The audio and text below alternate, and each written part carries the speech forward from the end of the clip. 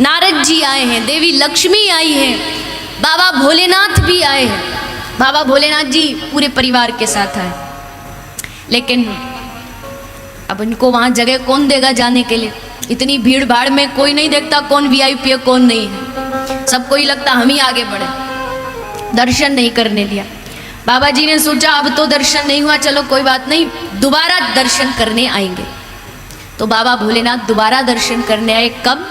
जब भगवान 4 दिन के थे। बड़ा अद्भुत वर्णन है, ध्यान से सुनिएगा। आज ठाकुर जी 4 दिन के हैं, 4 दिन का लाला है, बड़ा सुंदर रूप है। भोलेनाथ जी पहुंच गए। आकर के मैया के द्वार पर सबसे पहले कैलाश से निकले हैं बाबा भोलेनाथ। कैलाश से निकल ही रहे थे कि इतने में ही पार्वती जी ने आवाज दिया, अरे अजी कहाँ जा रहे हो? माताओं बहनों का ये थोड़ा सा स्वभाव होता है, जब पतिदेव किसी काम से बाहर निकले ना तो भले बात नहीं करेंगे, लेकिन जब निकलने ही वाले होंगे तब जरूर कहेंगे, अजी जा रहे हो? अच्छा आते टाइम 2 किलो आलू ले आना। तो चलते टाइम मैया टोकती जरूर है। तो भोलेनाथ जी बोले कहीं नहीं, वो क्या है ना, लाला का जन्म हुआ है नंद महल, तो उनके दर्शन करने जा रहा हूं। पार्वती जी बोले ऐसे दर्शन करने जा रहे हो? रूप देखा अपना, कोई घुसने नहीं देगा। नंद बाबा की सिक्योरिटी बड़ी टाइट रहती है, आपको मालूम है, वहां कोई घुस नहीं सकता बिना आज्ञा को। ऐसे रूप से आपको कोई घुसने देगा वो तो भला हो, जो ब्याह पे आप ऐसे आए हो, मेरे माता पिता ने आपको ऐसे ही ब्याह दिया। क्योंकि भोलेनाथ जी तो भोलेनाथ जी है। ब्याह में देवताओं ने खूब कहा महाराज थोड़ा आज तो थोड़ा सा ड्रेसअप चेंज कर लीजिए। ऐसे कैसे कर लेंगे? किसी को अपनी छोरी देनी हो तो ऐसे ही दो जैसे हम हैं, हम किसी के लिए नहीं बदलने वाले। वही सांप सब पूरे गले में लटकाए। बोले महाराज कम से कम घोड़े पे तो बैठ जाओ, और कुछ नहीं तो कम से कम घोड़े पे बैठ जाओ। बाबा भोलेनाथ कहते हैं हमको घोड़े वोड़े की जरूरत नहीं, हमारा नंदी है, यही हमारा साथी और यही अंत तक साथ देगा, हम तो इसी पे बैठ के जाएंगे। नंदी पे बैठ गए, और नंदी पे भी बैठे उल्टा मुंह करके, इधर की तरफ मुंह करके, और बारात लेके जा रहे हैं। अब देवताओं ने सोचा कि ये अजीब, ये तो शंभू है, इनको तो ना सम्मान से मतलब ना अपमान से, लेकिन अपमान तो हमारा होगा कि देखो देवता किसकी बारात में आए। इसलिए देवताओं ने क्या किया, बोले ये पीछे आते रहेंगे, हम सब पहले पहुंच जाते हैं, और दूल्हा को छोड़ के ही सारी बारात आगे बढ़ गई। अब बाबा भोलेनाथ ने देखा ये तो छोड़ के चले गए हमको, अब हमारी बारात का क्या होगा? भोलेनाथ जी ने कहा चिंता मत करो, हमारे पास बारातियों की कमी नहीं। उठाया डमरू और एक बार बजाया, डमरू बजाते ही दुनिया में जितने शमशान के भूत प्रेत हैं सब बाबा भोलेनाथ के सामने प्रकट हो गए। बोले कहिए महाराज, बोले कहिए नहीं, तैयार हो जाइए, बारात में चलना है। तो बोले महाराज हम तो तैयार हैं एकदम। और कैसे तैयार हैं?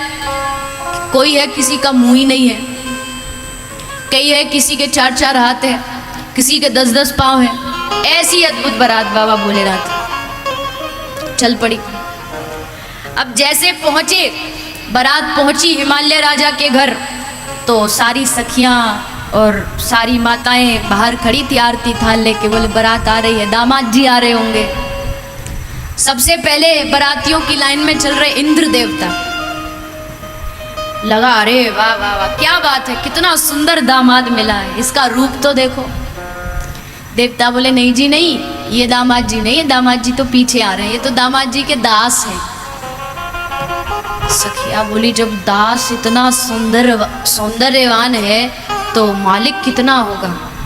तो बोले चिंता मत करो, आ ही रहे, देख ही लेना आप, वो भी बस पीछे ही पीछे बस पहुंचने ही वाले हैं। फिर आया कामदेव, बड़े बड़े सौंदर्य को पछाड़ दे ऐसा कामदेव। फिर आरती की थाली लेके खड़ी हो गई मैना जी कि दामाद जी आगे। दामाद बोले ये भी नहीं है दामाद जी, ये तो बस उनके यहाँ थोड़ा बहुत कोई झाड़ू पोछा का काम कर लेते हैं, बस इससे ज्यादा कुछ। अच्छा अब तो बस आ जाए दामाद जी, कैसे भी एक बार झलक देख ले कैसे दामाद जी। नारद जी ने ऐसा कौन सा अद्भुत दामाद बता दिया हमें, नारद जी ने ही विवाह का प्रस्ताव रखा था। अब देवताओं की बारात खत्म हुई और भोलेनाथ जी की बारात हुई चालू। डम डम डम डम करते करते सारे पहुंचे। बोले दामाद जी कहाँ है? बोले दामाद जी वो देखो नंदी पे उल्टे बैठे। दामाद जी से कहिए उतरे तो सही। दामाद जी उतरे और उतर के सासू जी के सामने आए और जैसे मैना ने देखा कुछ बोल नहीं पाई और बस आरती की थाली हाथ से छूट गई और वहीं की वहीं बेहोश हो गई। ये नारद ने क्या, अब भोलेनाथ जी झांक के देख रहे हैं, साइड वाले से पूछते हैं माता जी कौन है? अरे माता जी नहीं, आपकी सासू जी हैं। बाबा बोले सासू कौन सा पदार्थ होता है? ले बाबा पूछो मत, बड़ा अद्भुत पदार्थ होता, आपको इन्हीं से लेना देना है, आगे यही अपनी छोड़ी देंगे। अपने ब्याह में ये नहीं बदले। पार्वती जी कह रही हैं आज जब मिलने जा रहे हो ठाकुर जी से तो आज तो कम से कम अपना रूप बदलो। बाबा को लगा कि बात तो ठीक कह रही है पार्वती, क्या पता कोई घुसने दे नहीं घुसने दे। बाबा ने तुरंत कपड़े बदले, धोती पहनी, पगड़ी बांधी, गले में मोतियों की माला पहनी। चलने ही वाले थे कि तभी अपने गले से नाग उतार रहे थे, तभी एक नाग फुसफुसा के हाथ जोड़ करके कहता बाबा जी एक प्रार्थना है, कहूँ अगर आपकी आज्ञा हो तो। बाबा जी बोले हाँ बिल्कुल कहिए, क्यों नहीं। बाबा जी छोटी मुंह बड़ी बात है, लेकिन देखो हमने एक बात सुनी है संतों के मुख से कि जब भगवान के सामने जाओ ना, भगवान का दर्शन करने, तो दिखावा नहीं करना चाहिए, जैसे आप हो वैसे ही जाना चाहिए। और हो कुछ और बन के कुछ और जाओगे तो महाराज उससे तो कोई लाभ नहीं है। बाबा भोलेनाथ बोले वाह मेरे बेटे, ये तू ही मेरा सच्चा साथी और मैं तुझे ही छोड़ के जा रहा हूँ, ऐसे कैसे जा सकता हूँ? बोले बिल्कुल नहीं बिल्कुल नहीं। ये तो पार्वती की बातों में फंस गया, तुरंत अपने वो कपड़े उतारे और वही भस्म लगा के मुंडों की माला पहनकर बाबा एकदम तैयार। अब तो यही रूप में जाएंगे, दर्शन करा दे तो करा दे, नहीं कराए तो वो जाने। और लेके अपना त्रिशूल बाबा भोलेनाथ आ गए मैया के घर और आकर के जोर जोर से आवाज लगाई अलख निरंजन अलख निरंजन, अरे ओ मैया दरवाजा खोल दरवाजा खोल। मैया को लगा कोई द्वार पर साधु आए, गोपी को कहा दासी को कारी जरा जाइयो देखियो कौन बाबा जी आयो द्वार पे। गोपी दौड़ के गई, जाके देखा, बोला मैया एक ऐसो बाबा जी आयो ना भूतो ना भविष्यति, ना कभी देखो होगो मैया तेने ना कभी देखेगी। ऐसो कौन सो बाबा जी आगो? बोले मैया तू ही चली जा। मैया बड़े भाव से गई, द्वार पर संत आए घर में तो इससे बड़ा क्या हो सकता। मैया पहुंच गई और जैसे मैया बाहर गई बाबा का दर्शन किया, बस मैया खड़ी खड़ी कांप रही है। बोले बाबा जी कहाँ ते पधारे हो? बोले मैया बड़ी दूर ते आए हैं, हिमालय की गुफा में ते आए। अच्छा बाबा जी कहाँ लोगे? भोजन पाओगे कि सोना लोगे कि चांदी लोगे, कहाँ लोगे? बोली अरे मैया तो को हमारे स्वरूप पे देख के लग रहे हो कि हमको सोने चांदी की जरूरत है। अरे मैया हमको सोने चांदी की आवश्यकता नहीं, तो फिर बाबा कहाँ चाहिए? ले मैया मैं तो बड़ी दूर से तेरे लाला को दर्शन करने आया हूँ। मैं तेरे हमने सुनो है तेरे घर लाला भयो है, एक बार वाको हमको दर्शन करवा दे। मैया ने कही कहा बाबा आपके कहियो कहाँ मांगने आयो तू? बोले मैया मांग नहीं रहे हो, तेरे लाला के दर्शन की इच्छा लेके आए। मैया बोली बाबा देख तू जो कहेगो मैं तो को दे दूंगा। तू कहेगो मोकू मैया एक बड़ो महल दे दे तो बाबा महल भी दे दूंगी, पर अपने छोरा के दर्शन नहीं करवाऊंगी। बाबा बोले नहीं कराएगी? क्यों नहीं कराएगी? मैया बोली बाबा तेने अपनो रूप देखो है, तेरे रूप पे देख के वो 80 बरस की बूढ़ी डोकरी डर लग रहे है, तो मेरे 4 दिन के छोरा की क्या हालत होगी? इतना छोटो सो लाला और तेरे सामने लाऊं, कहा पतो तेरे गले में ते कोई सांप सपूर उतर के मेरे छोरा पे चढ़ गए तो? अरे मैया तू नहीं जाने तेरो छोरा ऐसो वैसो नहीं है, सांपन ते नहीं डर पे वो। अरे मैया वो तो सांप पे सोवे है, और कहा बताऊं मैया आगे भविष्य में चल के तो वो 100 बनवारे सांप के ऊपर नाचेगो। सांप तो वाके वश में रहे। मैया बोली बाबा मेरा छोरा जो है ना ग्वारिया को छोरा है, सपेरा को छोरा नहीं है कि सांपन पे नाचेगो। और वैसे भी बाबा है सके तेरे जहाँ तू आयो है, जहाँ लाला ते मिलने आयो है, शायद तू गलत एड्रेस पे आ गयो, कहीं और जानो चाहिए तो, क्योंकि मेरे घर में जो लाला रहे ना वो सांप वापन ते नहीं खेले, वो तो 4 दिन को लाला है, भूख लगे तो रोवे, हंसे, बात करे तो बाबा लगे तू गलत जगह आ गए। बाबा बोले नारी मैया, मैं गलत जगह नहीं आयो, एकदम सही जगह आयो, तेरे लाला के दर्शन करने आयो हूँ। मैया बोली या ब्रज में बहुत लाला है, जा ताई के भी दर्शन कर ले। बाबा बोले ना, दर्शन तो तेरे ही लाला के करूँगा। मैया बोली देख बाबा, तू हमको जाने नहीं है, हम बड़ी हटीली अम्मा हैं, एक बार अगर जिद कर ली ना तो फिर हमारी बात से हम हटेंगी नहीं। बाबा बोले तो मैया तू भी हमको नहीं जाने, हम भी बड़े हटीले बाबा हैं, एक बार तेरे आंगन में धूनी रमा के बैठ गए ना तो सब दास दासियों को भी लगा दे तो भी हटेंगे नहीं। मैया यशोदा बोली बाबा तू धूनी रमा चाहे धूना रमा, मैं तो को दर्शन नहीं करवाऊंगी। बाबा बोले कब तक नहीं कराएगी, कभी तो अपने छोरा को बाहर लेके आएगी दरवाजे पे थे तब देख लूंगा। मैया बोली मेरे घर में एक नहीं कितने दरवाजे कितने द्वार है, कहीं ते भी ले जाऊंगी, पर जहां तू बैठे होगा वहां ते नहीं लेके जाऊंगी।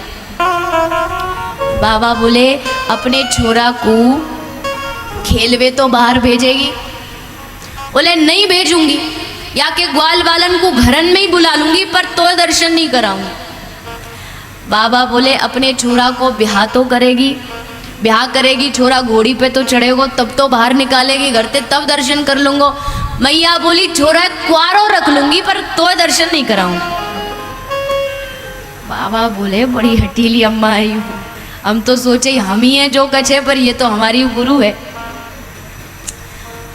अच्छा तो हम भी यहीं बैठे, जब तक दर्शन नहीं कराएगी हटेंगे नहीं, अंतिम सांस तक मर जाएंगे पर यहाँ से हटेंगे नहीं। मैया बोली बैठो रहे, मैं अपनो काम धंधो संभालूं, और मैया भीतर चले।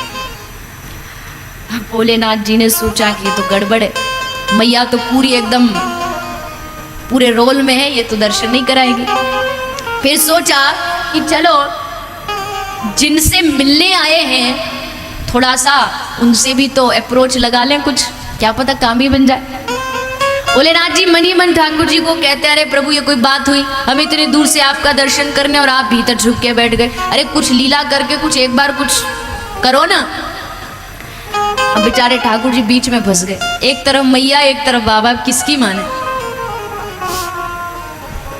लेकिन बाबा अरे बाबा अगर दर्शन करना ही तो कुछ दिन बाद आ जाते, हमको थोड़ा बड़ा हो जाने देते, कुछ बोलते, हम अपने पाँव से चल के बाहर आ जाते, अब तो 4 दिन के कुछ कर भी नहीं सकते रोने के अलावा। बोले हाँ प्रभु बस यही कर दो, यही करो, यही नाटक आपका सबसे बढ़िया रहेगा। बोले क्या? बोले रोना आरंभ करो।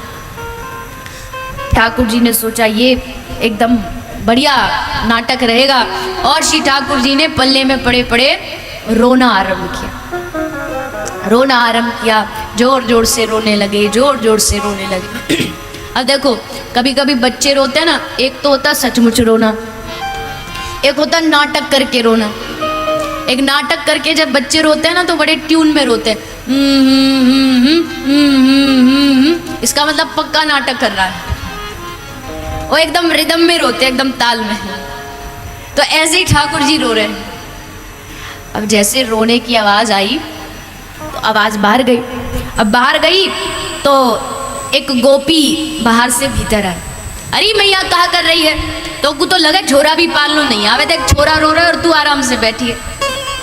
मैया बोली गोपी कहा करूं? बोले रो रहे हो है तो याकू कछु दूध पिला, कछु माखन मिश्री खिला। मैया ने दूध पिला दियो, अब भी चुप नहीं हुए। मैया खिलौना लेकर के झन झन झन हिलाई, तब भी चुप नहीं हुए। मैया ने पल्ला में झुलाई, तब भी चुप नहीं हुए। गोपी तो चुप ही नहीं है, अब कहा करे। गोपी बोली मैया मोकू तो लगे तेरे छोरा पे कई गोपी ने नजर लगा दी, क्योंकि मैया भूखो हो तो दूध भी पिला दियो, चुप है जातो। मैया कछु खेल खिलौना चाहिए तो चुप है जातो, पर मैया ये तो कई गोपी ने नजर लगाई है। मैया बोली अब कहा करे? बोले कहा करे का नजर उतारो या की? बोले कैसे नजर उतारे? बोले जा रसोई थे वो लेके आ, राई नून लेके आ भीतर थे। मैया गई, नमक लाई, राई मिर्ची लाई और लाला की नजर उतारी। आए की पलाए की, अड़ोसन की पड़ोसन की, भूतनी पिशाचनी, यहाँ की वहाँ की, इधर की उधर की, सब मेरे लाला के ऊपर से उतर जाए। अब नजर उतारी। अब नजर उतारने के बाद तो कान्हा कम रोने चाहिए, पर ये और उल्टा डबल हो गए और जोर जोर से रोने लगे। गोपी अब कहा करे, ये तो अब भी चुप नहीं हुए। अब गोपी नए नए आइडिया देती जा रही है। बोली मैया देख दूध भी पिला दियो तब भी चुप नहीं भयो, या को खिलौना भी दियो तो भी चुप नहीं हो, नजर उतारी तो भी चुप नहीं भयो। अब तो मैया वो पक्की पतो चल गई बीमारी कहाँ है। मैया बोली कहाँ बीमारी है? बड़ी भयंकर बीमारी है मैया। अरे पर बीमारी है कहाँ? बोले मैया मोकू तो समझ आ गई या के ऊपर कोई भूतनी चढ़ गई। और मैया अब आप भूतनी को उतारवे के खातिर जब तक प्रयास नहीं करोगी तब तक ये छोरा चुप नहीं होगा। अरे गोपी भूतनी चढ़ गई है तो भूतनी कैसे उतरेगी? बोले मैं थोड़ी उतारूंगी, वाकई नहीं तो कोई बाबा जी कोई तंत्र मंत्र जानने वालों कोई बुलाना पड़ेगा, वो भूत उतारेगा। तो गोपी अब कौन को बुला के लाए? मैं तो काय को जानू नहीं हूँ, भूत प्रेत मो तो पतो भी नहीं कैसे रहे। गोपी बोले मैया टेंशन मत ले, मैं हूं ना, अभी काय को बुला के लाती हूँ। तुरंत घर से निकली थी कि दरवाजे पर बाबा भोलेनाथ धूना रमा के बैठे। गोपी ने देखी, नजदीक गई, बाबा का रूप भी कुछ तंत्र मंत्र जैसा ही है। तो जाके पूछी बाबा एक बात बताओ, तुमको भूत उतारने आते हैं? बाबा बोले पहले ये बताओ किसको चढ़े, उस पे डिपेंड करता है। बोले हमारी मैया है ना, वह को लाला है, 4 दिन को बड़े जोड़ते रो रहे हो, हमने सोची को भूत चढ़ रहे हैं तो भूत उतारवे वालों कोई बाबा चाहिए, तो तुम तो सीधी बात पे आओ ना, तुम बताओ तुमको आते हैं कि नहीं आते? बाबा बोले हाँ। मन में सोचा कि उधर से नाटक चालू हो चुका, तुम भी कर दो। बाबा जी बोले अरे गोपी क्या बात करती है तू, हमसे पूछ रही भूत उतारने आते कि नहीं आते? अरे गोपी मेरो तो नाम ही भूतनाथ है, मैंने ऐसे बड़े बड़े भूत उतारे हैं तेरे छोरा के ऊपर, इतनो कोई बड़ी बात है? अभी लेके आई चुटकी बजाएंगे और सब भूत उतर जाएंगे। गोपी राजी हो गई और खुश होती होती मैया ओ मैया बाबा जी मिल गए, भूत उतार देगो, एक मंत्र पड़ेगा और सब भूत प्रेत उतर जाएंगे। पर कौन सा बाबा जी? बोले मैया कहीं जाने की भी जरूरत नहीं पड़ी, यहीं तेरे आंगन में बैठे हो। मैया बोले ले कराई काम खराब, मैं कब से बातें लड़ रही हूँ, दर्शन नहीं कराऊंगी नहीं कराऊंगी नहीं कराऊंगी, और तू वाकू जाके क्या ही के छोरा के भूत उतार दे। तेने वाको रूप देखो है, कैसो रूप है वाको? गोपी बोली मैया तो वाके रूप ते कहा लेनो देनो, तू ला जाके लाला को लेके गोद में दूर ठाड़ी है जाइयो, नजदीक मत जाइयो, और बाबा दूर ते ही मंत्र फूंक देंगे और तेरो लाला एकदम स्वस्थ है जाए। अब तो को बाबा अपनो अहम ज्यादा प्यारो है या लाला को स्वास्थ्य ज्यादा प्यारो बता? भैया बोली मोको तो लाला प्यारो, तो बस फिर ले अपनी गोद में लाला को और चल मेरे साथ बाहर, डर मत, दूर जाके ठाड़ी है जाइयो। माँ यशोदा लाला को गोदी में उठाई, ऊपर से काला कपड़ा ढक दी, कहीं छोरा को, बड़ी भोली है मैया, बड़ी भोली है, ढक करके चल पड़ी। आगे बढ़ती बढ़ती डर डर के बढ़ रही है और डरती जा रही है, बढ़ती जा रही है। गोपी पीछे से मैया को आगे बढ़ा रही है।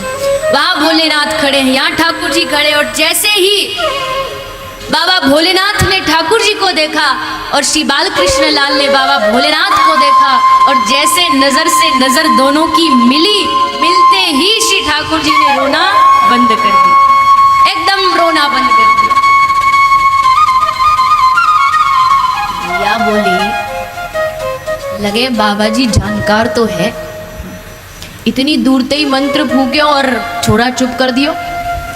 अब मैया को थोड़ा सा और इच्छा जागी और नजदीक जाने की, और नजदीक चली गई, बाबा के और पास गई और पास गई।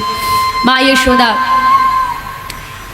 मैया से पूछ रही है, मैया बाबा को दर्शन कराती है। बाबा ने दर्शन किया, दर्शन करने के बाद बोलते हैं कि मैया तेरे छोरा के ऊपर ते भूत सब प्रेत सब उतर गए। मैया बोली ऐसे कैसे उतर गए? जब तक यहाँ के कान में कछु मंत्र नहीं बोलोगे तो दोबारा भूत चढ़ जाएंगे, तो कान में कछु मंत्र बोलो तो सही। बाबा भोलेनाथ ने कान में मंत्र बोला, और जैसे मंत्र बोला श्री ठाकुर जी जोर जोर से खिलखिला करके हंस दी। किसी ने पूछा ब्रजवासियों से कि भैया आप बताओ ऐसा कौन सा मंत्र बोला था कान में? तो बोले भैया मंत्र भंत्र कुछ नहीं बोला, चाचा वृंदावन दास जी का पद है और उसमें कहा कि कान में मंत्र नहीं बोला, बाबा भोलेनाथ ने कान में एक बार श्री राधा रानी का नाम बोल दिया और राधा बोलते ही श्री ठाकुर जी खिलखिला के हंस दी, जोर से हंस दी। भैया बोली हाँ बाबा जी तो बड़ा, देखो अभी तक छोरा रो रहा हो, हंसन लगे। मैया की इच्छा और बड़ी। अच्छो बाबा एक बात बता, भूत तो पे उतारने आवे पर तो को हाथ देखनो आवे, भविष्य बतानो आवे? मैया ना ऐसी होती है, एक काम में 10 काम करना चाहती है। कोई एक आयोजन हो, एक कार्यक्रम हो, उसमें एकादशी का उद्यापन भी कर लेंगी, उसमें गृह प्रवेश भी कर लेंगी, एक ही काम में सब हो जाए ऐसा कुछ महाराज मुहूर्त बता दो। तो यहाँ पूछ रही है बाबा से, बाबा अच्छा भविष्य देखना आता है? बाबा बोले क्यों नहीं आता, किसका देखना है? बोले लाला को देखना। बोले वाकई ताई तो लाला को मेरी गोद में देना पड़ेगा। भैया बोली ऐसे कैसे, तेरी गोद में कैसे दे दूंगी? बाबा बोले तो ठीक है मत दो, हम चलते हैं। बोले ना ना ना ना बाबा रुक जा, तेरी गोद में दे दूंगी, पर देख बाबा जरा संभाल के, अपने नागन ने थोड़ा संभाल के रख, समझा के रख। बाबा ने लाला को गोदी में लिया और हाथ का दर्शन करते करते बोले मैया, अरे यशोदा मैया तेरे तो मैया भाग्य खुल गए, कैसो लाला पायो है तेने मैया, तो को पतो नहीं तेरो कितनो नाम रोशन करेगो मैया, तो को पतो नहीं यू बड़ो है के बहुत बड़ो राजा बनेगो मैया, बड़ो है के या के सोने के महल होंगे और तो और मैया हजारों लाखों या के दास दासी होंगे। मैया बोली बाबा मैंने तो को काम की बात पूछी और तू कहा उल्टी सीधी बात बता तो जा रहे हो। अरे राजा बनेगो, नाम रोशन करेगो, बड़ो होगो, महल बनाएगो, तो वो तो या के नहीं होगो, मेरे निया का होगो, मेरे निया भी तो कुछ बता। बाबा बोले भैया तू बता तो को तेरे निया कहाँ चाहिए? बोले मो को तो बस इतना बता दे कि मेरे घर बहू कब आएगी, मेरे लाला को ब्याह कब होगा। बाबा बोले 4 दिन को तेरा छोरा है, अभी यहाँ पे आँख खोलनी आवे नहीं और तो बहू की पड़ी है। बोले ना ना बाबा अब देखना यू कालो कलूटो सो है तो सारी ब्रज की गोपी कहें कि यहाँ को कोई अपनी छोरी नहीं देगो। तो बाबा तू ही बता, अब छोरी नहीं, मैंने तो कितने सपने सजाए, बहू आएगी मेरे पाम दबाएगी, वो को रोज नए नए व्यंजन खवाएगी, और बाबा बताना यहाँ को ब्याह होगो भी के नहीं होगो, यहाँ के हाथ में ब्याह की रेखा है कि नहीं है? बाबा ने हाथ देख करके मैया को बता रही, मैया कैसी बात करती है तू, या के हाथ में ब्याह की रेखा है कि नहीं है पूछ रही है। अरे मैया या के हाथ में इतनी लंबी ब्याह की रेखा है कि यहाँ तक नहीं समारे।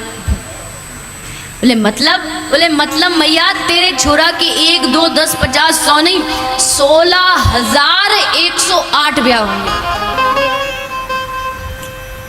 अब जैसे मैया ने सुनी तो बस वहीं खड़ी की खड़ी। बाबा बोले कहाँ सोच रही है मैया?